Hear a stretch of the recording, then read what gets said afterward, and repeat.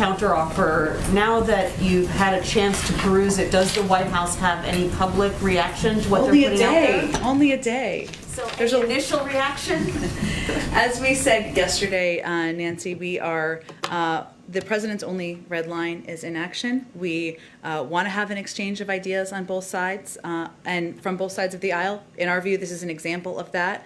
We're reviewing the details of the proposal. We're starting to have conversations at the staff level today. We expect those to proceed through the course of next week. We'll ask questions. We'll exchange additional ideas. But our view, this is a good start, and we look forward to having the conversation moving forward. But it sounds like you have a bit of a different posture on this counteroffer than you did to their counteroffer to the American Rescue Plan.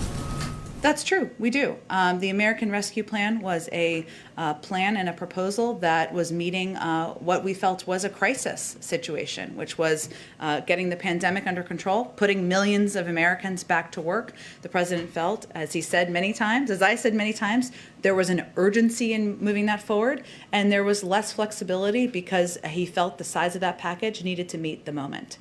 We are quite open to the mechanisms of how his ideas can move forward. It can be in a number of different proposals. It can be worked through negotiating between members of Democrats and Republicans. There are a lot of ideas, including the Frontiers bill that Senator Schumer has put forward, where we feel there's an opportunity to move forward in a bipartisan manner, and there's some overlap with what's been proposed in the American Jobs Plan. So we do see it as different. We do think the process will be different.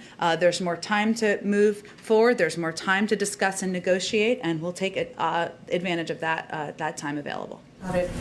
It's now been pretty widely reported that you're not going to be including a big health coverage expansion in the Families Plan, and that was going to include reducing prescription drug costs. Why did the White House decide not to include that in this plan? Well, I will say that the president is still making final decisions, as is his prerogative, over the coming days about what will be included in the speech and the American Families Plan, and the final components of that, when those final decisions are made, will be a part of that as well. He will definitely talk in his speech about his commitment to expanding and increasing access to health care, as is evidenced by the fact that we have opened up the enrollment period for the Affordable Care Act, ensuring that more than 500,000 Americans that didn't have health insurance have it now. That's why he included subsidies in the American Rescue Plan to make it even less expensive.